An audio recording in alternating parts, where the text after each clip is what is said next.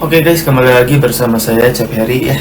Jadi di konten kali ini kita akan mengenal seluruh varian generasi Honda CBR ya, yaitu dari CBR 150cc dan generasi CBR berikutnya sampai ke 1000cc. Nah, kita langsung saja tonton penjelasan videonya. Okay, let's go. American dream.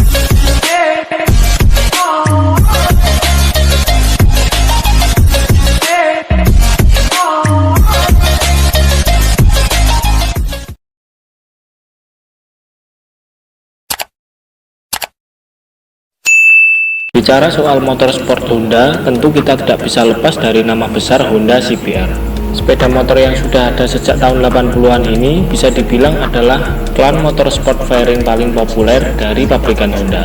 Sejak awal kemunculannya sampai sekarang, Honda CBR telah melahirkan banyak varian, mulai dari varian terkecil di bawah 150cc sampai CBR berkapasitas mesin jumbo di atas 1000cc yang sempat menjadi motor produksi massal terkencang di dunia. Karena varian dari Honda CBR ini banyak sekali, di video kita kali ini kita akan bahas satu persatu varian dari Honda CBR ini, mulai dari jenis CBR dengan kapasitas mesin terkecil sampai Honda CBR yang berkapasitas mesin terbesar. Oke, langsung saja kita bahas di sini. Yang pertama kita akan bahas adalah Honda CBR 125. CBR 125 ini merupakan varian dari Honda CBR yang terkecil. Diproduksi pertama kali pada tahun 2004 dan didiskontinue pada tahun 2016. Selama kurang lebih 12 tahun masa bakti, CBR 125 telah berganti model sebanyak 3 kali. Generasi pertama terinspirasi dari Honda CBR 600 F4i. Lalu model generasi kedua desainnya terinspirasi dari CBR 600 RR, dan generasi yang terakhir desainnya terinspirasi dari Honda VFR 1200F. CBR 125 ini menjadi motor kelas pemula yang cukup populer di Eropa karena harganya yang relatif terjangkau dibandingkan dengan motor-motor kelas pemula lain seperti Aprilia RS 125 maupun Cagiva Mito. Meskipun mesinnya hanya berkapasitas 125cc SOHC, motor ini mampu menghasilkan tenaga sebesar 13,3 horsepower dan torsi sebesar 10,1 Nm. Selanjutnya adalah CBR 150R. Kalau varian yang satu ini mungkin kalian sudah nggak asing lagi, karena sejak generasi pertamanya sampai sekarang CBR 150R ini masuk semua di Indonesia. CBR 150R ini pertama kali diproduksi oleh Honda Thailand pada tahun 2002. Dari pertama kali hadir sampai sekarang, CBR 150R ini telah berganti model sebanyak 5 kali. Generasi pertamanya memiliki fairing yang kecil dan juga rangka delta box yang tebal. Lalu generasi kedua desainnya terinspirasi dari Honda VFR 1200. Lalu di generasi ketiga, CBR 150R ini mulai diproduksi di Indonesia. Di generasi ketiga ini, frame atau rangkanya sudah tidak menggunakan model delta box lagi, namun menggunakan model tralis. Desain fairingnya terinspirasi dari Honda CBR 1000RR Fireblade. Lalu pada generasi keempat di facelift lagi dengan model yang lebih modern. Di generasi keempat, CBR sudah tidak menggunakan mesin khasnya yaitu mesin overbore lagi, namun menggunakan mesin overstroke. Bersaing langsung dengan Yamaha R15 dan juga Suzuki GSX-R 150, motor ini menjadi sport fairing yang cukup populer di Indonesia. Selanjutnya adalah Honda CBR 250. Oh iya, CBR 250 ini terdiri dari 3 versi. Yang pertama adalah CBR 250RR 4 silinder, lalu yang kedua adalah CBR 250R single silinder produksi Thailand, dan yang terakhir adalah New CBR 250RR 2 silinder. Oke, kita bahas dulu CBR 250RR 4 silinder. Awalnya motor ini hanya dipasarkan di Jepang, namun karena permintaan dari negara Eropa dan juga Australia semakin banyak, CBR 250RR 4 silinder ini dikirim di beberapa negara Eropa dan juga Australia. Di awal kemunculannya, motor ini masih memakai half fairing dan headlampnya masih menggunakan headlamp model kotak. Lalu di tahun 1987 mulai menggunakan full fairing, dan di tahun 1988 desain fairingnya mulai diperbarui. Styling body dan juga fairingnya mirip dengan Honda NSR 250, memakai headlamp khas yang berbentuk bulat di bagian kiri dan kanan. Desainnya ini tidak banyak berubah sampai akhir masa produksinya di tahun 1996. Mengusung mesin 249 cc 4 silinder segaris DOHC, 4 klep di setiap silindernya, serta pendinginan cairan, transmisi 6 percepatan, serta menggunakan karburator Kaihin 29 mm, dan berat kosongnya yang hanya 143 kg, motor ini mampu menghasilkan tenaga sebesar 45 horsepower dan torsi sebesar 23,5 Nm. Mesinnya mampu meraung sampai 19.000 rpm, serta kecepatannya diklaim mampu mencapai 205 km per jam. Yang kedua adalah CBR 250R single cylinder produksi Thailand. Desain motor ini mirip sekali dengan CBR 150 generasi kedua, namun menggunakan model rangka yang berbeda, ukuran ban dan juga velg yang lebih lebar, serta dimensi yang agak lebih besar dibandingkan CBR 150. Motor ini sempat masuk ke Indonesia bebarengan dengan CBR 150 generasi kedua. Mesin DOHC 250cc single silindernya mampu menghasilkan tenaga sebesar 23,7 horsepower dan torsi sebesar 19,8 Nm. Yang terakhir adalah CBR 250RR. Motor ini pertama kali diluncurkan pada tahun 2017, mengusung konsep motor sport fairing yang modern, serta mesin 250cc 2 silinder teknologi terbaru yang siap bersaing dengan Ninja 250 dan juga Yamaha R25 yang hadir terlebih dahulu di segmen motor sport 2 silinder 250cc. Mesin 250cc 2 silindernya ini mampu menghasilkan tenaga sebesar 38 horsepower dan torsi sebesar 23,2 Nm. Selanjutnya adalah CBR 400F. Bisa dibilang CBR 400F ini adalah mbahnya Honda CBR, karena CBR 400 ini merupakan jenis Honda CBR pertama yang diluncurkan Honda. Saat pertama kali diluncurkan, motor ini belum memakai fairing seperti jenis Honda CBR yang kita kenal, dan justru memakai lampu kotak yang mirip dengan Yamaha R-Ring. Setahun kemudian CBR 400 mulai menggunakan half fairing. Baru di tahun 1986, CBR 400 ini mulai memakai full fairing. Di tahun 1987, desainnya diperbarui kembali dengan styling bodi yang lebih sporty dan headlamp yang berbentuk bulat di bagian kiri dan kanan. Selain desainnya yang diperbarui, nama dari CBR 400F ini berubah menjadi CBR 400RR. Mengusung mesin 399cc 4 silinder sejajar DOHC, 4 klep di setiap silindernya, transmisi 6 percepatan, pengkabutan bahan bakar disuplai oleh karburator Kaihin CV 26 mm, serta berat kosong 163 kg. Mesin ini mampu menghasilkan tenaga sebesar 59 horsepower dan torsi sebesar 39 Nm. Generasi CBR 400 ini kembali dibangkitkan pada tahun 2013 dengan nama New CBR 400R. Sayangnya, New CBR 400R ini tidak menggunakan mesin 4 silinder seperti pendahulunya, namun memakai mesin 2 silinder yang tenaganya pun lebih kecil dibandingkan generasi sebelumnya. Selanjutnya adalah Honda CBR 500F. Motor ini pertama kali dirilis pada tahun 1986. Tampil dengan fairing yang menutupi keseluruhan bodi, mulai dari awal produksi sampai didiskontinu pada tahun 1993. Desain dari CBR 500F ini tidak berubah. Mengusung mesin 498cc DOHC, 4 silinder sejajar, 4 klep di setiap silindernya, serta pendinginan mesin menggunakan cairan atau radiator, transmisi 6 percepatan, serta berat kosong 191 kg. Mesin ini mampu menghasilkan tenaga sebesar 72 horsepower dan torsi sebesar 50 Nm.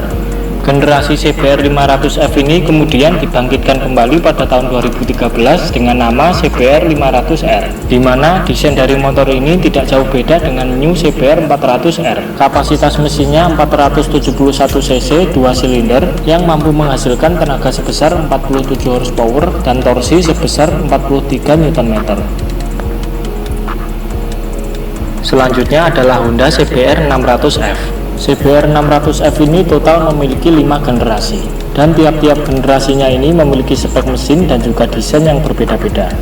Generasi yang pertama adalah CBR 600F1 pada tahun 1987 sampai tahun 1990. Lalu CBR 600F2 pada tahun 1991 sampai tahun 1994, CBR 600F3 pada tahun 1995 sampai tahun 1998, CBR 600F4 pada tahun 1999 sampai tahun 2000, dan CBR 600F4i pada tahun 2001 sampai tahun 2006. Penambahan huruf I ini merupakan kepanjangan dari injection.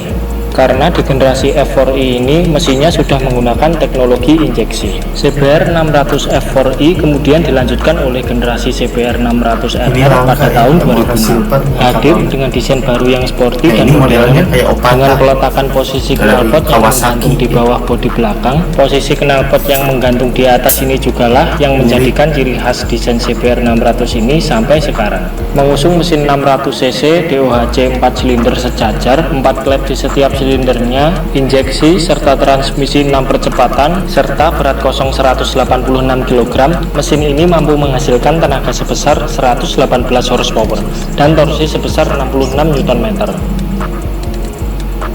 Selanjutnya adalah CBR 650F. Diluncurkan pertama kali pada tahun 2014, CBR 650F ini merupakan sepeda motor yang bergenre sport touring. Sekilas desainnya tidak seperti motor sport pada umumnya yang cenderung posisi duduknya menunduk. CBR 650 ini justru posisi stang dan juga duduknya terlihat rileks. Bagian belakangnya juga tidak seperti motor sport pada umumnya. Bentuk dan juga ketebalan joknya lebih mendominasi, mirip dengan bodi belakang motor sport naked. CBR 650F ini kemudian digantikan oleh CBR 650R pada tahun 2019. Mengusung mesin 649cc DOHC 4 silinder sejajar, PGM FI 6 speed dan berat basah 207 kg, mesin ini mampu menghasilkan tenaga sebesar 94 horsepower dan torsi sebesar 60,7 Nm. Selanjutnya adalah CBR 750. Jenis CBR yang satu ini mungkin sangat jarang kita dengar. Selain karena motor ini hanya dipasarkan secara resmi di Jepang, CBR 750 juga hanya diproduksi dalam waktu 1 tahun saja. Banyak kabar yang menyebutkan kalau CBR 750 ini juga sempat masuk Inggris, Jerman, dan juga beberapa negara Eropa lain melalui jalur importir umum. Sosoknya mirip sekali dengan CBR 600 maupun CBR 500F dengan ciri khas fairing yang menutupi keseluruhan bodi.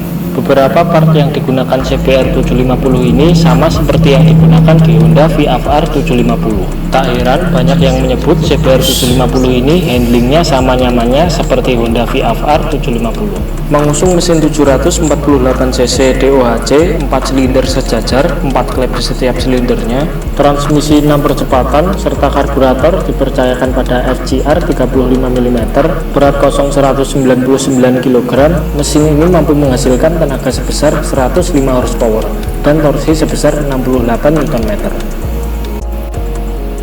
Selanjutnya adalah CBR 900 Fireblade. Diluncurkan pertama kali pada tahun 1992, motor ini merupakan CBR Fireblade seri pertama. Seri CBR Fireblade atau yang lebih kita kenal dengan CBR RR ini didesain oleh Tadao Baba, yang mengusung filosofi fun to ride, easy to control, dan total control. Meskipun desainnya terbilang biasa-biasa saja, namun hal yang tidak bisa ditemukan di superbike pabrikan lain adalah kenyamanan dan juga kemudahan saat menaiki CBR 900 Fireblade ini. Kala itu banyak superbike yang hadir dengan performa yang bagus namun memiliki handling atau pengendalian yang buruk.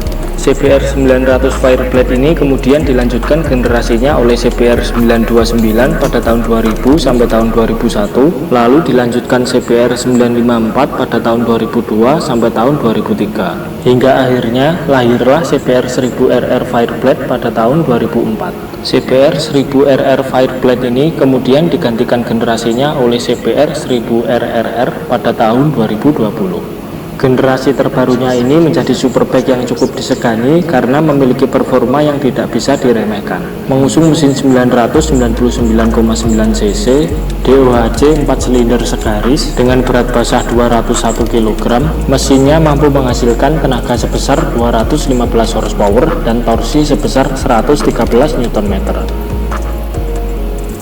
Selanjutnya yang paling terakhir kita bahas adalah CBR 1100 XX. CBR 1100 XX ini merupakan Honda CBR dengan kapasitas mesin terbesar yang pernah dibuat. Jenis CBR yang satu ini juga merupakan satu-satunya CBR yang diberi nama akhiran XX. Dirancang bukan sebagai superbike seperti Honda CBR lainnya, namun lebih diperuntukkan sebagai hyperbike, sebuah kasta tertinggi dari sepeda motor produksi massal yang mengutamakan kecepatan. Di tahun 90-an awal, motor produksi massal terkencang di dunia dipegang oleh Kawasaki ZX 1100R. dengan catatan top speed 281,6 km per jam.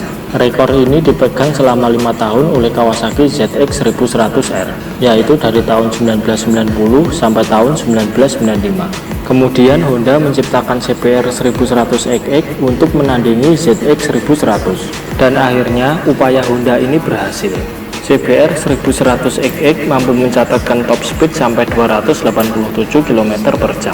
Bukan hanya itu saja, tenaga dari motor ini unggul 18 horsepower dan juga lebih ringan 10 kg dibandingkan Kawasaki ZX 1100. Mengusung mesin 1137 cc DOHC 4 silinder sejajar, pengkabutan bahan bakar disuplai oleh karburator Keihin CV 42 mm, transmisi 6 percepatan, serta berat kosong 223 kg. Mesin ini mampu menghasilkan tenaga sebesar 164 horsepower dan torsi sebesar 124 Nm.